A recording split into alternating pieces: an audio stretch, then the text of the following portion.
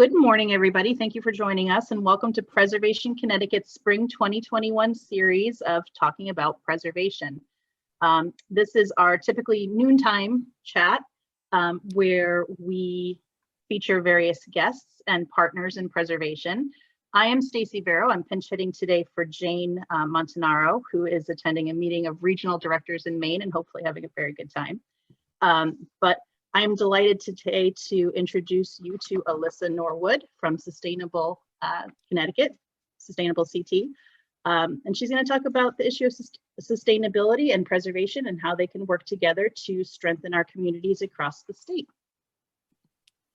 Great. Well, Stacy, thank you so much for having me. I'm delighted to be here. At various points, I think it would probably be helpful if I could share my screen. So I don't know if there's a way to enable that for me. And oh, great. Thank you so much. Yeah. So I wanna thank everyone, including the organizers, and in particular for a really innovative aspect of your Zoom registration. So you probably all remember when you signed up, in addition to putting your names and your email addresses, you were asked the question, what's something that you hoped to get out of the presentation today? So I was able to review all of your hopes, aspirations, and questions in advance. I don't know if I'll be able to answer them all to the best of my ability, but I'm really excited that you helped guide and shepherd me so that I can make this as useful as possible. I'm also hoping this can be interactive. I know a lot of folks have their screens off right now. If it's at all possible, just so that I can see you all before we go back into screen share land. If any of you have that capacity, I'd love to see your faces, but if not, no pressure whatsoever. As Stacey mentioned, my name is Alyssa Norwood, and I am a program manager at Sustainable CT. So for many of you, this might be self-evident, and this is probably why you signed up, but this initial question around what does historic preservation have to do with sustainability? And we'll talk a little bit more in a moment around how we define sustainability. It's a really broad term, but I'll begin by talking a little bit about the connection between this intersection between sustainability and historic preservation. So some of you may be familiar, and if you're not, I'm going to go ahead and put this link in the chat. But let me just go back to my other screen. The Secretary of the Interior has standards for rehabilitation and illustrated guidelines on sustainability for rehabilitating historic buildings. And I think that's a great starting point for talking about, what does this intersection look like? So during rehabilitation projects, the most common energy efficiency related issues, you all probably know this already better than anyone, that arise are around reducing air infiltration around windows and doors, insulating attics and walls, and replacing doors and windows to increase efficiency. And that's all vital. But of course, it should be done with care not to compromise the historic integrity of the building. Weatherization and retrofitting, it's important to employ the least invasive and most cost-effective weatherization measures. Those can include caulking, weather stripping, and so on. And of course, retaining and repairing durable historic building materials. Solar can absolutely be integrated with historic preservation, but not without first implementing all the appropriate treatments to include building efficiency. And then upon retaining and repairing durable and character defining historic roofing materials that are in good condition, there's an opportunity to install a cool roof or a green roof on a flat roofed historic building that won't be visible from the public right of way, and much more. So that's all to say that historic preservation and sustainability are not in conflict. They're incredible complements, and that historic preservation is about, again, this broader definition of sustainability and creating thriving communities. So with that context and introduction, I'm going to talk a little bit about what Sustainable CT is as a whole, and then we're going to visit our website, and I could talk about a little bit more about our sustainability actions specifically. You all don't want to see my last slide first. You want to see my first slide first, so I apologize.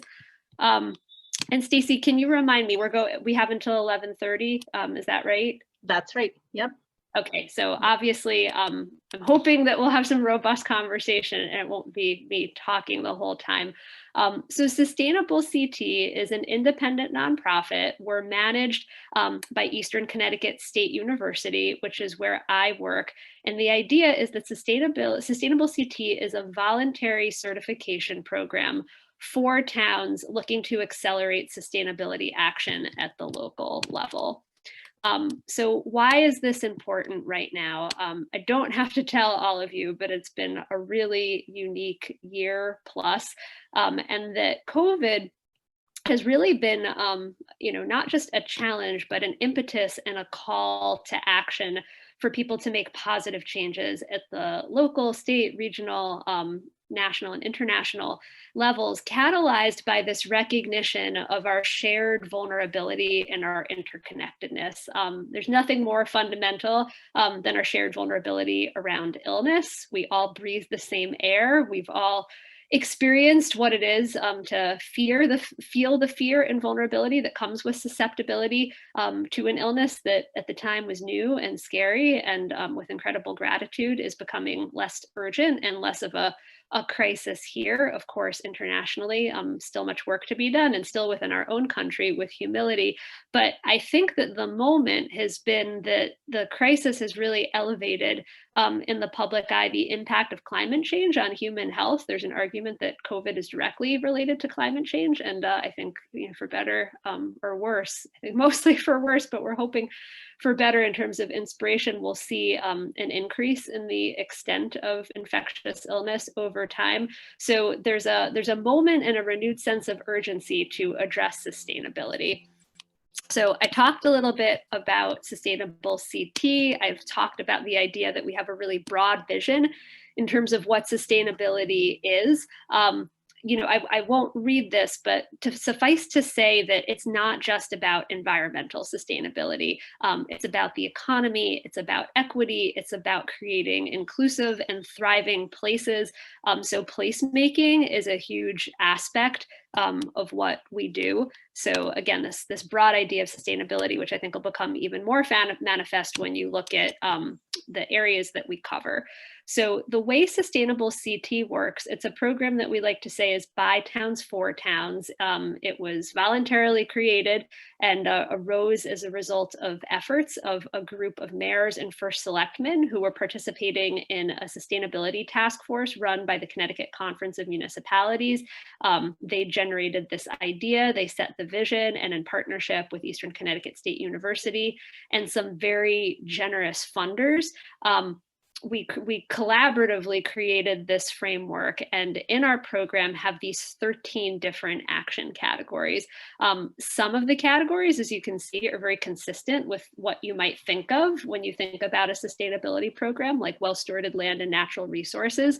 Then there are others that might be less conventional, this robust focus on equity. It's number one for a reason in our roadmap. This idea of creating vibrant and cultural ecosystems. So arts and culture are a huge part of community vibrancy, making sure that there's appropriate housing and so on. So this is our framework, and the way it works is towns have to do something in each of these action categories. So there's a lot of choice and flexibility with respect to what they do, but they have to do something per category. The way towns earn certification, in addition to doing something per category, is by having a dedicated focus on equity, meaning that for at least one action, and for silver, which is the other level of certification we offer in addition to bronze, at least 3 actions, that a town in implementing that action consider the equitable impacts. In addition, actions have point values associated with them, and a town that earns 200 or more earns bronze, and then a town that successfully completes actions totaling 400 or more gets silver. The power of this framework in this program is largely tied to the extent of municipal uptake. So if you go to our website, which we'll again look at a little later in the presentation, you'll see that currently there are 121 out of the state's 169 municipalities participating. Over half of them are certified at some level in our program, representing a broad swath of geography, as well as representing incredible diversity in terms of the size of the community. So small towns, large cities, it's really been incredible. And it's been a catalyst really for two things. One, for towns that might be interested in sustainability to broaden their activities, which might include historic preservation, even though that might not have been their starting point. And second, to serve as a platform for peer learning, because our website has the capacity for people to search by action and see what every town in Connecticut is up to. And the last thing I want to say is at a high level is Sustainable CT, in addition to running a certification program, also runs a highly successful community match fund. You could see we've given over $1 million to folks who are in registered or certified communities. Doesn't have to be town government. It can be anyone that has a great idea to make their towns more sustainable, anything ranging from starting a community garden to painting a mural in town. We provide support for that project leader to start a crowdfunding campaign, and then Sustainable CT matches the effort dollar for dollar. So you can check that out, learn more. There's some great projects right now, and it'll give you a flavor of the sort of work that's happening statewide. And the last thing I wanted to do is answer a question preemptively in these opening remarks around, well, where does Sustainable CT get its funding? So even though Eastern Connecticut State University manages the program, we're completely philanthropically funded. Eastern provides a space on their campus and other in-kind support, but we get no state funding currently. Our three founding funders and ongoing funders are the Smart Seed Foundation, the Common Sense Fund, and Emily Hall Tremaine Foundation, and a growing number of community foundations across the state. So we're humbled and grateful, not just by the breadth of support, but by the flexibility it affords us to really be true to our grassroots mission. So that's kind of the formal piece of the presentation. And I just wanted to pause there for a moment to see if there are any questions from folks. Okay, none yet. So next thing I'm going to do is we're going to take a look at the website together so that you all can hopefully use it in your work going forward, and hopefully we'll have some more robust discussion. So our website is sustainablect.org. The map that I mentioned and I showed you earlier of participating communities is down here, and we're going to take a look at it together. So what you do is you click View Map, and I in the questions you all had a number of different areas of interest, but obviously given the group that I'm speaking to, we're going to look at the historic preservation action. So this map, as you saw a still of, shows all participating communities in town. We're going to take a look in more detail at the historic preservation action together. If we click on dynamic and resilient planning, which is the category in which the historic preservation action sits, and then click on it, inventory and assess historic resources, and click filter, we can then see every single community in our program that has earned points as a result of their efforts toward historic preservation. So I'm not sure who we have on and where you all live, but if somebody, it's kind of hard sometimes, you can't tell which pin is which. They're sometimes sneaky. Like, so for example, this one is Avon. But if someone who's on the call wants to shout out a town you think you see on the map, we could look at their application together. So what do you all think?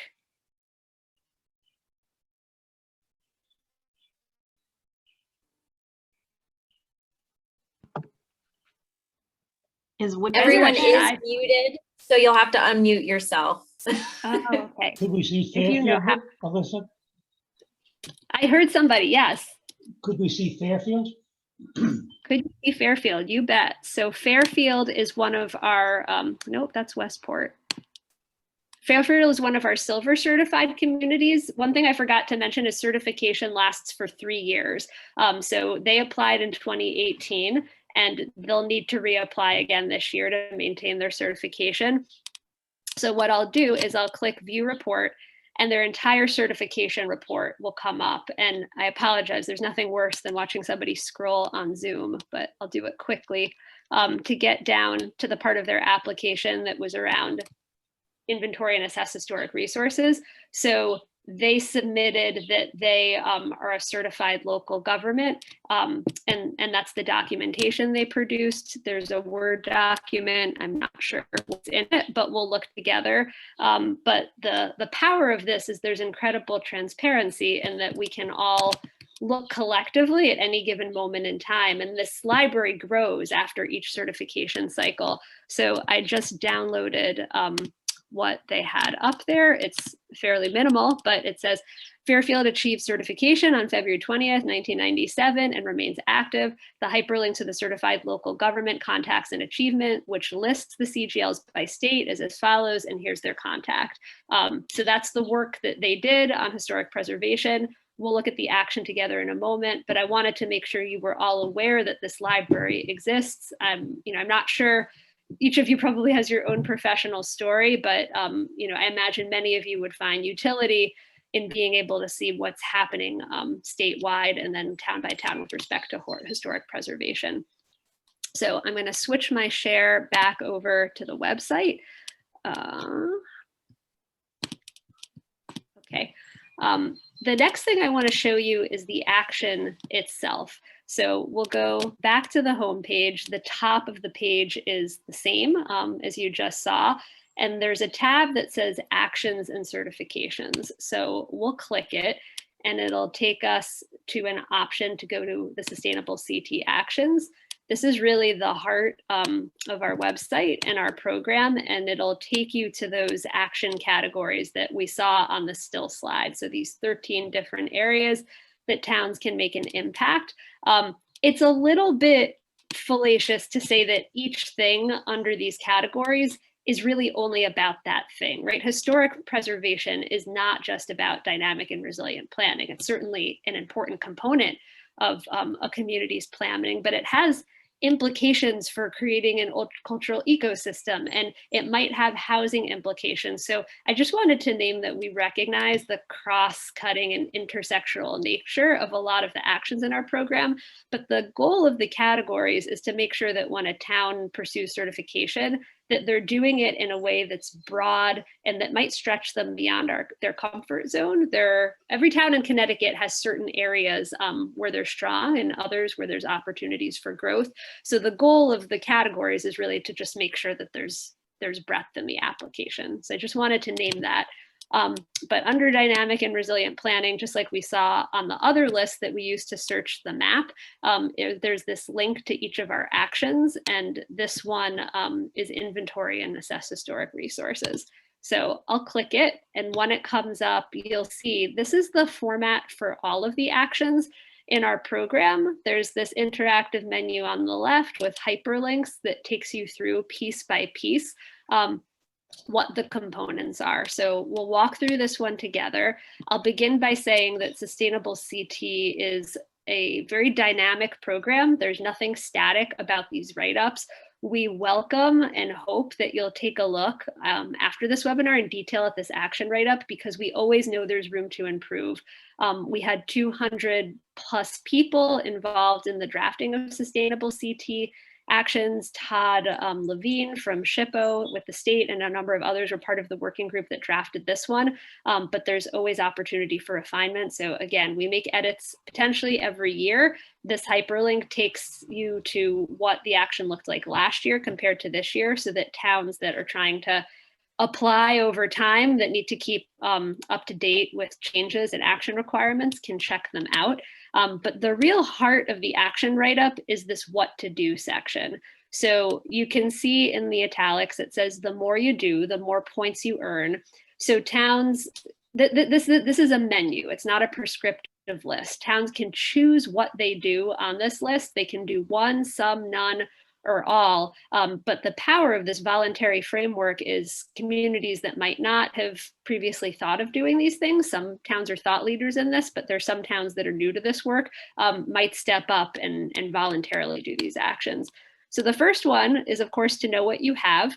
So in this action, we tell towns to inventory what their resources are. And you could see from the bulleted list, it might include historic buildings or parks, natural resources, and so on. So there are details here in terms of what they need to inventory. And then they go ahead and they submit the inventory, and also what's necessary. It's not enough just to list them, but they need to describe what's necessary to sustain the long-term viability of the things on the list. So that's the first step. The second thing that we encourage towns to do is to go a little bit deeper. And it, of course, depends on how many historic resources a given community has. But for those that have many, the next step is to assess the viability of those historic assets. So we tell towns, go ahead and take one historic asset from the inventory, assess its long-term health, and include an assessment of the sustainability if there are multiple buildings on the property, each building present, the possibility of energy retrofits, vulnerability to natural hazards, and so on. So we invite towns to do a deeper dive, and then they complete a worksheet for us. So that's the second step or opportunity. Another opportunity is around education. So towns that sponsor or host an educational workshop or program to educate owners of historic homes on how to manage their historic property would get points. This could be done by the municipality directly or in partnership with an organization like yours. And then the last piece, which is what we saw in Fairfield's application, is that if any community achieves certified local government status, we want to honor that, be synergistic with the work that was necessary to achieve that status. So this is, as you all know, DECD's program, and then they need to have proof of recognition from the National Park Service regarding their certified local government status. So that's the action write-up, and I just want to pause again there to see if there are any questions from folks, now that you know to unmute yourselves. So This is there was a term on your previous slide, view shed, or something about shed view. What was that about? which the, do you the view one? sheds? View sheds, is that what Yeah. you're saying? That's sort of the views that are to and from historic resources. So Can you repeat that, please? I'm sorry. that would be the views that are visible. So it's sort of like the visibility looking towards and away from historic resources. That's what the definition of a view shed is. Okay, thank you very much. Sure. Yeah. Anyone else? Alyssa, I have a question, and I think this Yeah. probably is a good time to ask it. So Sure. in that application, that's a good example of one in which I know for a fact Fairfield has a robust inventory of historic resources that was already completed.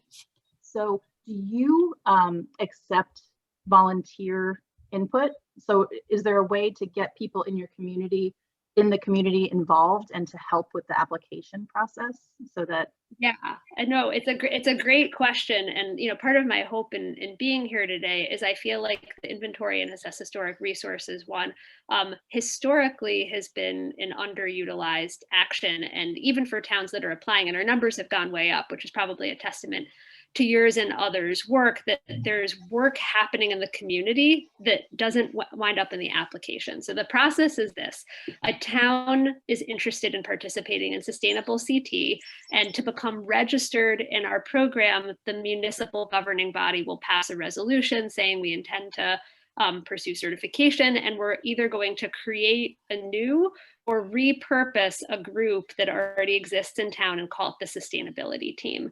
And what that looks like varies greatly based on the community. But some sustainability teams are just a small cohort of municipal staff. Others are completely volunteer run by community residents. And then the ideal model is a hybrid where there's both community involvement and municipal staff involvement. And that group is tasked with looking at all of the actions in the program and then matching that list. Well, what's the work that's already been done in town that's consistent with this list? And what are the things on this list that maybe we haven't done yet, but we're interested in pursuing? So what often happens is, despite best efforts, there's great work that's happened in the town that towns don't know about. So one potential role for all of you is, to tap into your own knowledge base. What do you know that's happened that's great in the realm of historic preservation? Go online to the Sustainable CT website and see if the town has submitted. If not, on that same map, when we hovered over the pin, I clicked a link called View Report that took us to the sustainability report that the town ultimately submitted. There was another link we didn't click that said View Profile, and that lists the lead contact for that town.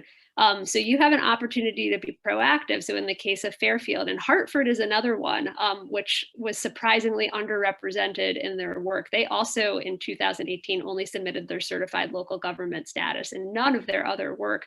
And I think part of that is probably a testament to the disconnect sometimes between the people that prepare the application versus, others within the community that might be doing this work. But you should absolutely feel free to contact them and say, I'm aware of the great work that's happening in this town on historic preservation or this city, and you can be a partner in moving that forward. So I hope Stacy, that answers your question.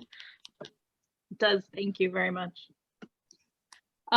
Something else that I wanted to address that I didn't necessarily prepare slides on, but we could have a conversation about. So somebody, when they registered for this event, I'm not sure if you're here, but talked about, I'll just read the question. It says, I live in a national historic district with problematic scores on the EJ screen of the US EPA. If living in old places makes people sick, that may reduce their appeal as great places to live. Who's doing cutting edge work on preservation plus sustainability, which tends toward health? So I wanted to answer that question in two ways. The first is I'm going to put an article in the chat that's called How to Make Old Buildings Green and 5 Cities Doing It. So Portland, Oregon is first on the list. There are some real cutting edge things happening. If whoever asked the question or anyone else who's here wants to dig in a little further, we can go ahead and take a look at those case studies. But I did want to address this, this premise in the question that says, if living in old places makes people sick. I want to challenge that assumption, this idea that living in old places makes people sick. And I'm not sure if anyone participated. I didn't, but I learned that at the conference of the National Trust for Historic Preservation, which was in Chicago in 2017, there was an entire track that was devoted to the health impacts of historic preservation. And when we talk about health, this particular conference, in terms of the way they explored it through their work, divided it into 3 categories. So there's mental and emotional health. So, this idea that a sense of place and continuity and belonging and memory and identity, it's all at the very heart of historic preservation, and that it can lead to tremendous positive mental and emotional well-being to be in a place that's been cared for in that way. The second category of health, which is really interesting, is around neuroscience and physical science of architecture and place, and what we might learn from this emerging information.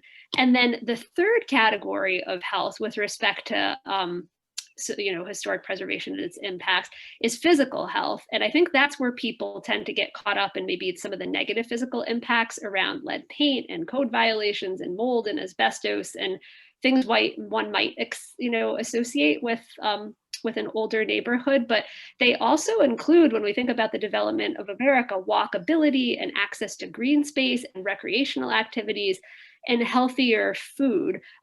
So, in that container, I just wanted to dispel this notion that historic preservation might somehow negatively impact health. And this is also a relatively new area of inquiry. So National Main Street Center has convened stakeholders to consider the relationship between health and main streets. And I think they've published a report based on that. convening. Project for Public Spaces has looked at the specific health impacts, but haven't yet explored them deeply. But what was interesting about this Chicago conference is that there's a woman named Holly Morris, and she is a documentary filmmaker, and she created a documentary called The Babushkas of Chernobyl. And she opened the conference, and she, in this documentary, documents women who, having returned to their former homes in the radioactive area of Chernobyl, so not exactly the picture of health in terms of placemaking, they had better health outcomes than their peers who had remained displaced. And that story really raises powerful questions. These outcomes, it's a host of questions about the relationship between displacement and our homes and communities and health, and why did these women who returned to their homes live longer than their peers? And at its heart raises this question about how important to their health was their connection to their historic villages, homes, and traditions. So it's an interesting story and fodder for more conversation. So I just want to pause there and see if anyone else has thoughts about the connection between historic preservation and health. That name was Polly Morrissey? Yes. Okay, thank you. You're welcome. Or Holly Morris. Here, I'll Oh, Holly. I'm going to Holly use with an using H. Holly with an H. Holly Morris. Okay. Okay, it's in the chat if anyone wants to dig deeper and learn more. And I'm just going to read, Sarah's on mute, but she put in the chat, indoor air quality is an important factor in physical health. This is easily addressed in new buildings with tight envelopes and fresh air mechanical systems. The challenge in historic buildings is, of course, that they're anything but airtight, an important hurdle in the building envelope. It's absolutely true. And I don't want anyone to think that, of course, historic preservation, there's a linkage between historic preservation and health challenges, to be sure, but I just wanted to present a more holistic picture of health, and you all, as those who are lovers of historic preservation, feel hopefully empowered to speak more broadly, that if that question comes up, that you feel empowered with the information to challenge that notion at least somewhat, and look at health through multiple lenses, including placemaking and also social and emotional well-being. Someone else had asked about community gardens, which is a great question, because historically we are an agricultural people, and Stop and Shop and Big Y and all the rest was not part of our historic landscape or our communities and places until very recently. So for obvious reasons, being as part of a sustainability program, I'm a huge proponent of community growing spaces. So I will briefly share my screen again, since there was a question that had come up about it around what role they play in our program. So we have a category called optimal health and wellness, and one of our actions is to develop and promote community growing spaces. We define that really broadly because there are actually lots of different things that people can grow. So, we mentioned that community growing spaces might include greenhouses, native plant gardens, snack beds. I'm not sure if folks have seen these. They're particularly popular in urban environments where food is just available that's growing for people to take. Arboriculture and therapeutic horticulture. So if you have more interest, you can dig into any of these. And something else that I'll mention is Sustainable CT has a number of different events. I'm going to close out of here for a moment so that I can go back to the top. If you go to the trainings and events tab at the top of our website, it'll take you to our training and events calendar. There are lots of different opportunities, but in particular, we have what are called our community coffee hours. They're on the third Friday of every month. And this is an aspiration in progress, not yet a promise, but our July coffee hour, which you can already register for. It's at 10 a.m. on Friday, July 16th. Again, not a promise, but the most likely speaker is somebody who's going to talk about really innovative approaches to establishing community gardens. I think it'd be really interesting if some or all of you were present to that, to ask questions of her about how to create these in the context of historic places, spaces, neighborhoods, homes, and specific buildings. So I just wanted to address that question. And then the last question related to, what are some other actions in our program that relate to these topics. So I just wanted to name that we have an action in our program on low impact development, and that we also constantly have inquiries around the drafting of new actions in our program. So if any of you have either dimensions to the historic preservation action that I shared with you that you'd like incorporated, we'd welcome an opportunity for conversation to consider them, or anything else that relates to sustainability. So I'll pause there again for more conversation, discussion, questions. And if there was something when you registered that you asked that I haven't yet answered around what you wanted to learn today, I'm happy to hear it so that we can explore it together. All right, so from Jordan, 2 people asked about green building practices that Sustainable CT promotes. Yeah, that's a great question. So, when I led off my conversation, I talked a little bit about the importance of balancing green building with historic preservation. So we went through those in great detail. More specific than that, apologies while I pull up the roadmap because I want to be able to answer your questions specifically. I'll say that this is an area that's a work in progress for us. Oh, you know what? It's not on our website yet. So this is a work in progress for us because we're a sustainable program that certifies municipalities. So green building practices is a really broad topic, and most of our work, because they're with towns, focuses on municipal buildings. So actually, it is on the website. What I wanted to show you, and bear with me while I find it. Okay, so this category, rather than driven by specific practices to promote innovation, is more focused on outcomes. So when we talk about green building practices with respect to municipal buildings, so buildings like schools, libraries, town halls, and so on, it depends on the specific nature of the municipal government. We're focused on renewable, efficient energy infrastructure and operations. So the first step in that process is measurement. We have towns benchmark and track energy use, and then work to reduce energy use across all municipal buildings. If they achieve high energy performance for individual buildings through certification through LEED or other national programs, we provide recognition and points for those, and then increasing the use of renewable energy in municipal buildings. So we don't specifically prescribe. What we've been researching and hasn't yet been incorporated into our program is there is a national program called Enterprise Green Communities. You may or may not be familiar with it, that lays out in great detail green building practices for a variety of different buildings, but primarily where we're doing our research is on residential housing, and where municipal government has the opportunity in really multiple ways to impact that area is in building affordable housing. So that's our specific area of research. We're looking at how you can kind of morph together this idea of creating affordable housing, doing it in a green and sustainable way.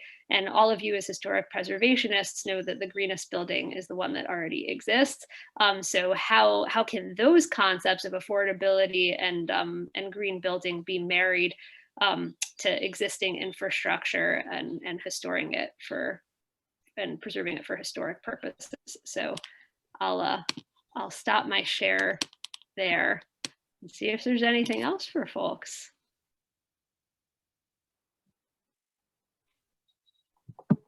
We had a question from someone asking about Old Saybrook earlier, and that made me think about the idea of coastal resiliency and how that fits into your plan. And if you have any partnerships, specific partnerships that you're working on with that. Yeah, no, it's a great question and a timely one. I think I saw that the second named storm of the hurricane season, we're on the B's right now, is upon us in the Atlantic, and we'll all hope together for minimal damage for that and those that inevitably will follow. So in our planning category, and again, just for sake of, I feel like it's nicer to see faces than screens, you could look for ourselves, but in that same category 5 where the planning is, there is an action that I'm going to read you the precise names of them so that I get it right. So one of them is assess climate vulnerability, and the other is plan for long-term recovery. So the assess climate vulnerability action is performed in partnership with the Nature Conservancy. They've been a tremendous partner, but it's an incredible opportunity to towns. The way it works is towns' only responsibility is to convene appropriate people around the table to show up for a Nature Conservancy facilitated workshop to delve into this conversation around assessing vulnerability. And then the Nature Conservancy will create a full-scale assessment, and in some cases, resiliency plan for the participating community. So the extent to which it considers historic preservation, I'm not sure, but if folks were interested, I could follow up.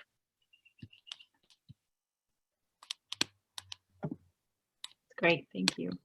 Anyone else have anything to ask? Don't be shy. You can ask anything you want. You can ask our staff, you can ask Alyssa, put it in the chat, whatever.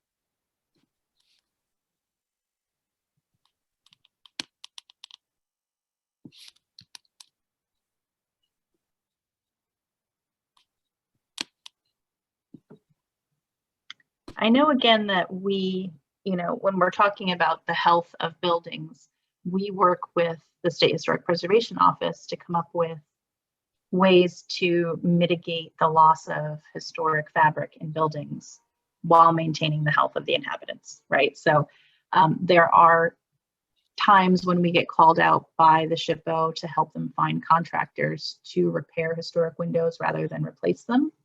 And now more than ever, with the cost of windows going through the roof, it's kind of working in our favor because the repair is becoming comparable and in many cases much less expensive than new construction of windows. So people are seeing the value in it in different ways, quite literally, and then in the way that we like to look at it through the preservation lens. So that's just one thing that people should be aware of, that we do help with that. If you come across a situation where you're, you know of a building that is got lead in it or asbestos, we can work with you on that through our office. That's great.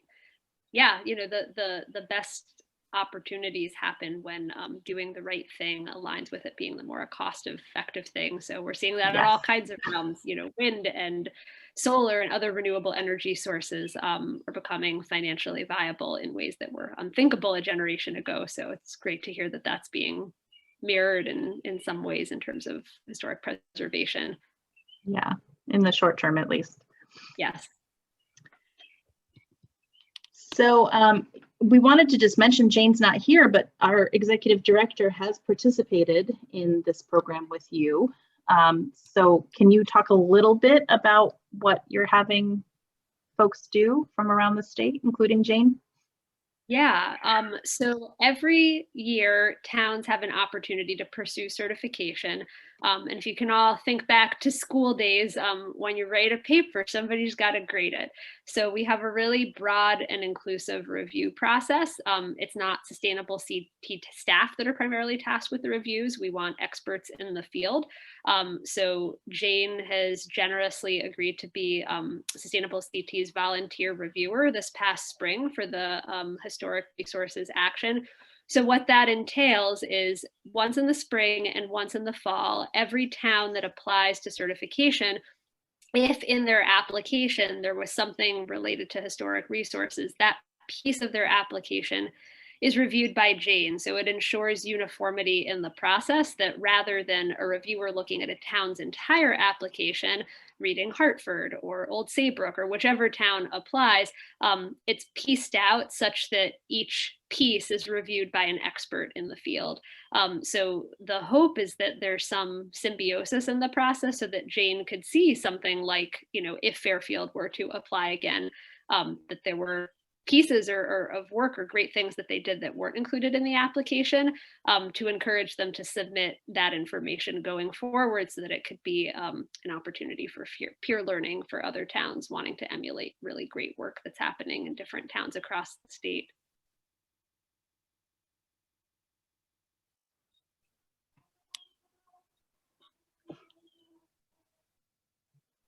Fantastic. I know we have a little bit of time left. If people feel complete, we can certainly end at any time. Yes, this is a learning opportunity for me too. So, part of it might be a technological barrier. So I don't know what capacity people have to unmute themselves or use the chat, but I'd love to know who's here. So if anyone is able, either by typing in the chat or by unmuting yourself, to just share who you are in the context of all of this, what your role is, whether interested person or professional. Well, let me start. I'm James P. Bohan. I'm an alternate commissioner on the Fairfield Historic Commission. I'm happy to be here. Very, very informative session. Thank you very much. Are you wearing medical scrubs? Am I wearing medical scrubs? No, I've adopted, like everyone else working from home. It's a hoodie and a t-shirt. Oh, I didn't dress up for you, but right. It was a fair question. So thank you. My pleasure. Very good presentation. Thank you very much.